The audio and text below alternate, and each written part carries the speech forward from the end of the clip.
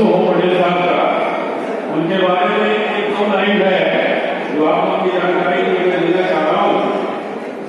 आज की तिथि में माननीय एमपी पटेल साहब हमारे राष्ट्रीय संरक्षक हैं, अखिल भारतीय कुर्मी क्षत्रिय महासभा के। आप मूलतः मध्य प्रदेश के रीवा जिले के निवासी हैं। आपने अपनी सेवा मध्य प्रदेश शासन में सहायक उप संचालक, संयुक्त निदेशक एवं उप सचिव कृषि, निदेशक बागवानी तथा प्रबंध निदेशक बीज निगम एवं कृषि निदेशक के पद से आसीन होकर के 2005 में आप सेवानिवृत्त हुए। 2006 मध्य प्रदेश कुर्मी क्षत्रिय समाज का इन्हें अध्यक्ष चुना गया। 2008 में हैदराबाद के महाधिवेशन में इन्हें महासभा का राष्ट्रीय अध्यक्ष चुना गया।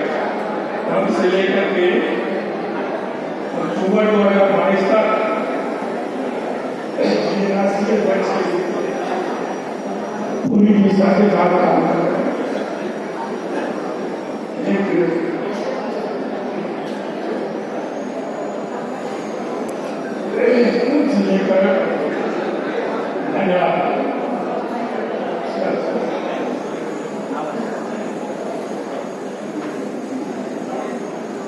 तब से लेकर 2022 अक्टूबर तक राष्ट्रीय अध्यक्ष के रूप में पूरी निष्ठा और सफलता के साथ कार्यरत रहे।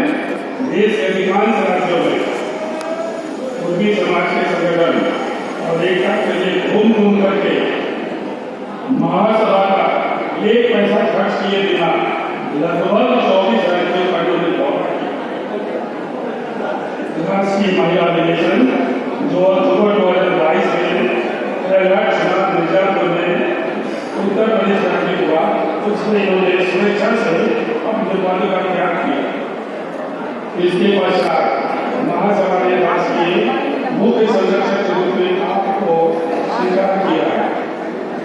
उल्लेखनीय है कि इनके कार्यकाल में 5 राष्ट्रीय महाधिवेशन, 4 महिला महाधिवेशन और 2 युवा अधिवेशन सफल हुआ। तो महासभा के प्रति उनका समर्पण, प्यार और निष्ठा को प्रकट करता है। ऐसे हमारे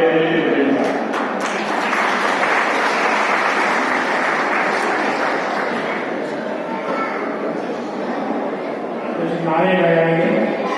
हेलो, आवाज आ रही?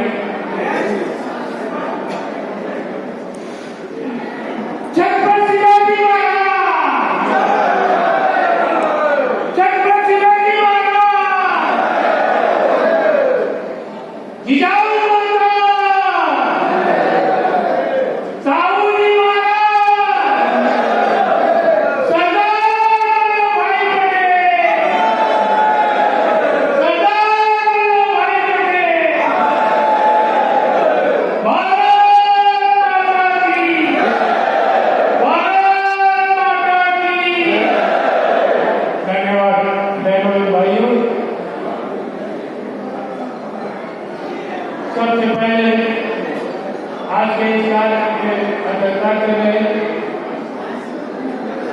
अखिल भारतीय कुर्मी क्षत्रिय महासभा बिहार प्रदेश के अध्यक्ष डॉक्टर अखिलेश कुमार सिंह जी, अखिल भारतीय कुर्मी क्षत्रिय महासभा के एसएससी राष्ट्रीय अध्यक्ष डॉक्टर वीरेश जी,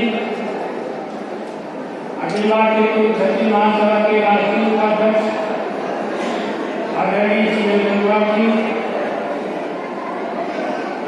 और अखिल भारतीय कुर्मी क्षत्रिय महासभा की महिला राष्ट्रीय उपाध्यक्ष श्रीमती नीलम निरंजन जी,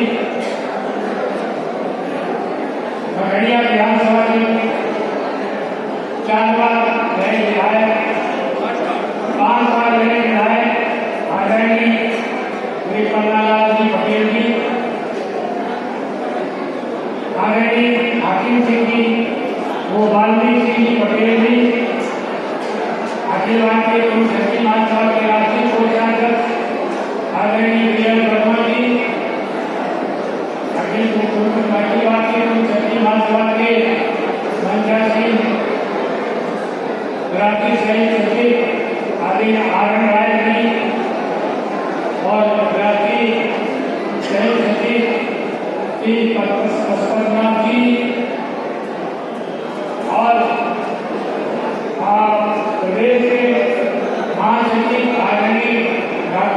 प्रोफेसर दिनेश पटेल जी, अखिल भारतीय पूर्व क्षेत्रीय महासभा के सहायक राष्ट्रीय कोषाध्यक्ष आईनी पटेल जी और बिहार में क्रांतीय महिला की द्वय महिला क्रांतीय उपाध्यक्ष बहनों एवं भाइयों तथा पत्रकारों, आप सबका आज इस कार्यक्रम में हार्दिक अभिनंदन एवं वंदन है। मैं बिहार की धरती को नमन करता हूँ।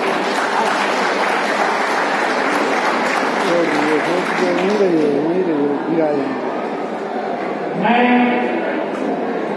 3 विषयों में आपसे चर्चा करूंगा। पहला, महासभा का एक इतिहास, दूसरी वर्तमान स्थिति और तीसरा महासभा की कार्यों की गतिविधियां और जो विकास कार्य है उसका संचालन कैसे करना चाहिए, इसी बात पर मैं आपसे चर्चा करूंगा। मुझे इस बात पर क्षमा करिएगा आप लोग कि मैं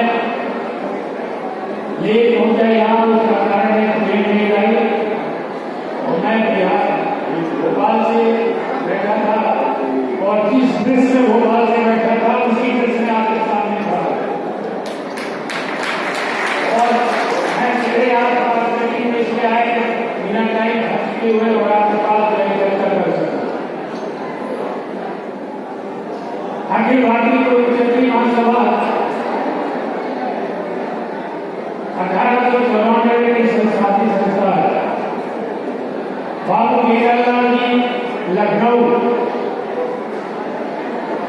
उन्होंने इस संस्था की स्थापना की थी और जब इस महासभा का वास्तविक रूप से रजिस्ट्रेशन हुआ वो 1909 में। हमें ये अखिल भारतीय क्षेत्रीय महासभा में अभी तक 45 महाधिवेशन हो चुके शुरू से लेकर और उन अधिवेशनों में गुजरात के पीछे आवाज बहुत आ रही है।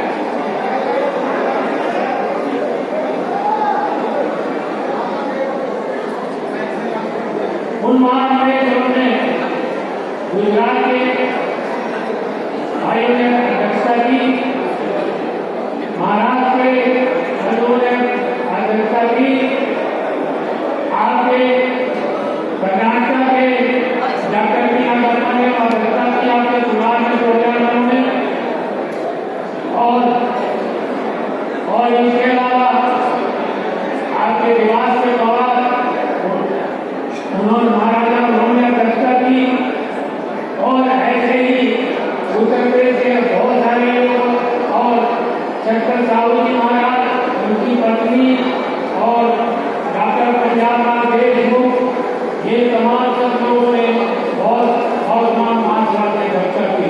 मुझे मैं नहीं जानता, लेकिन ये बताना चाहता हूँ कि उस समय अध्यक्ष नहीं रहते थे, बल्कि जो महाधिवेशन की अध्यक्षता करते थे वही अध्यक्ष हुआ करते और उन्हीं को बिना अध्यक्ष बना दिया। बाद में कोई सेवा देवी रूप से चलता है। ये महासभा के कुछ ऐसी गतिविधियां आपको बताया। दूसरी बात ये, पीछे तुम्हारी नीचे का शोर बहुत हो रहा भाई, कृपया शांत रहे।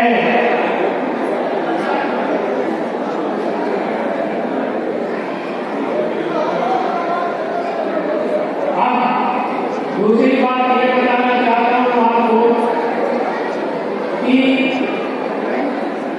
ये अखिल भारतीय पूर्व क्षेत्रीय के इसमें वर्तमान स्थिति क्या है, तो मैं आपको वर्तमान स्थिति मतलब हमारी संख्या किस राज्य में कहां पर कितनी है, इसको जरा ध्यान से सुनिए। एक तरफ से करिए, केंद्रीय राजधानी दिल्ली, वहां हम 5 से 6% है और वो दिल्ली एक ऐसा प्रदेश है जहां पूरे भारत भर के हर स्टेट से वहां लोग रहते हैं। वो ये दिल्ली एक मिनी भारत है अपने सामान्य देश से, अगर आप देखें। दूसरी बात आती है इसके बाद आप गुजरात चलिए, गुजरात में 36 से 27% है। महाराष्ट्र में हमारे राष्ट्रीय प्रतिनिधि ने बताया वहाँ 60% से ऊपर है।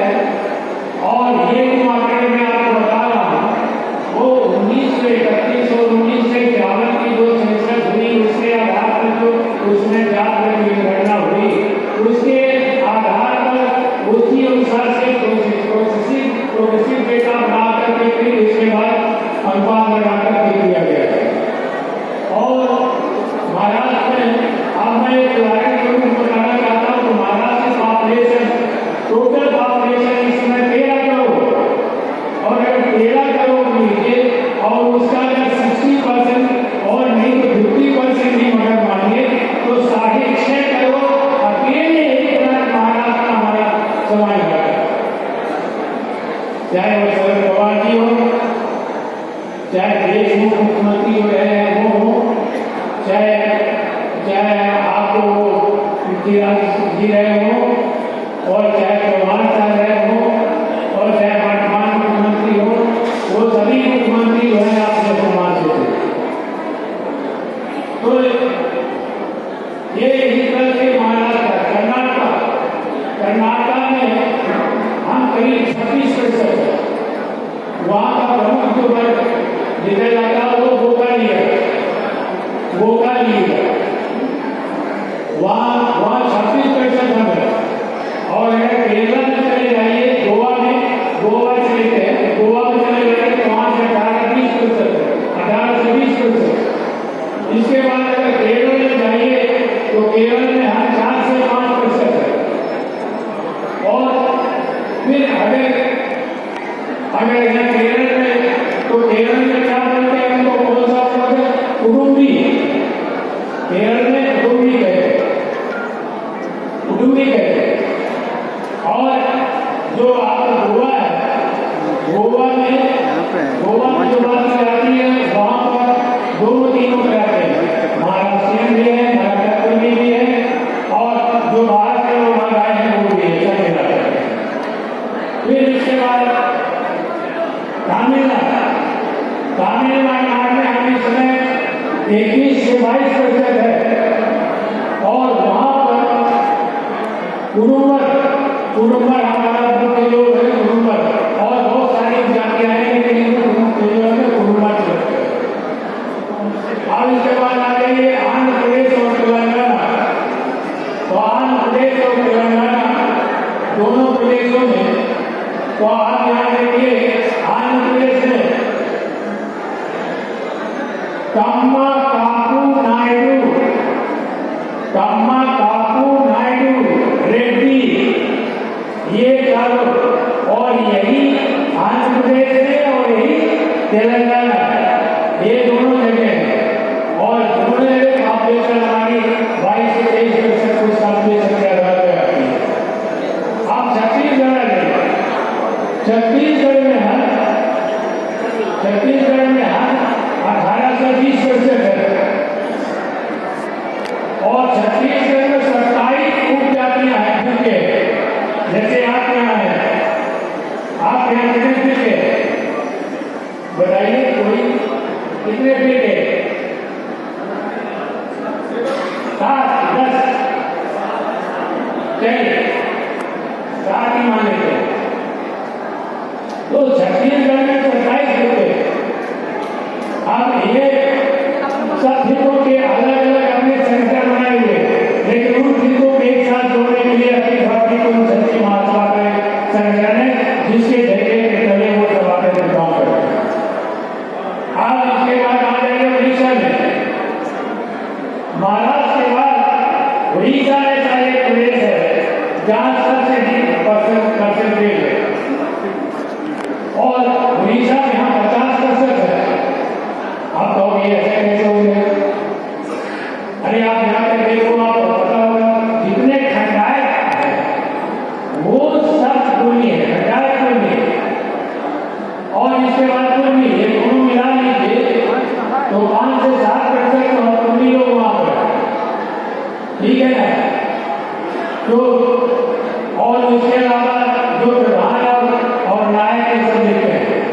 ये और बाकी चले जाइए आप पंचायत में, फिर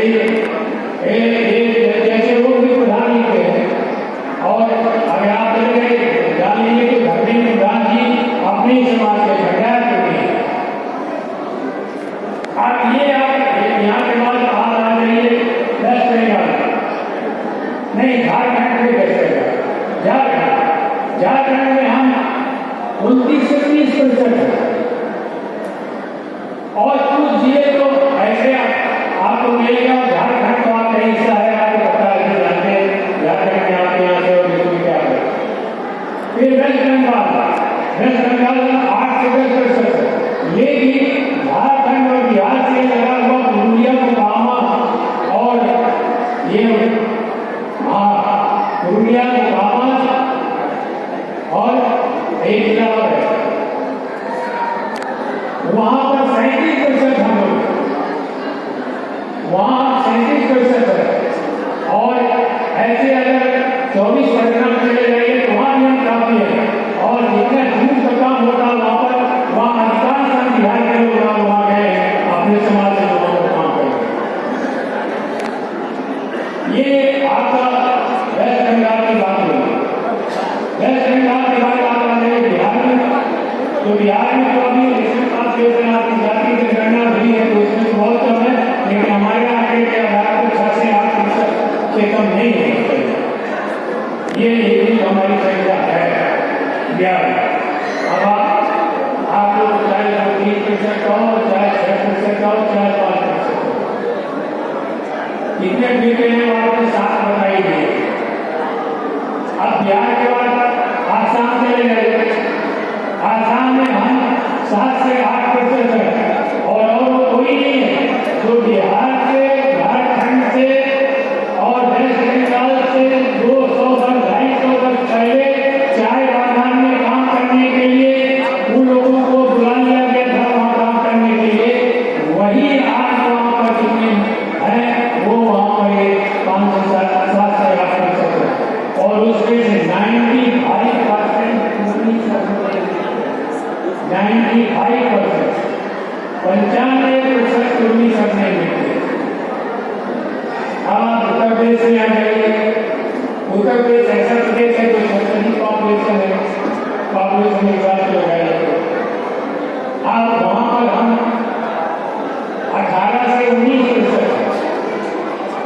अब 18% भी अगर लगा लीजिए तो अगर वहां की पॉपुलेशन कितनी है, उत्तर प्रदेश की माननीय राष्ट्रीय अध्यक्ष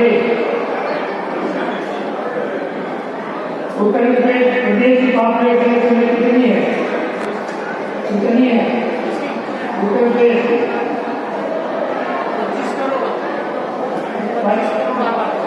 25 से 22, चलो 25 से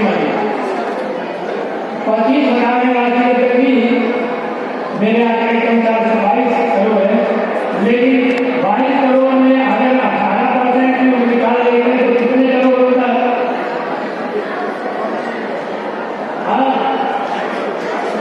नहीं 18 36 और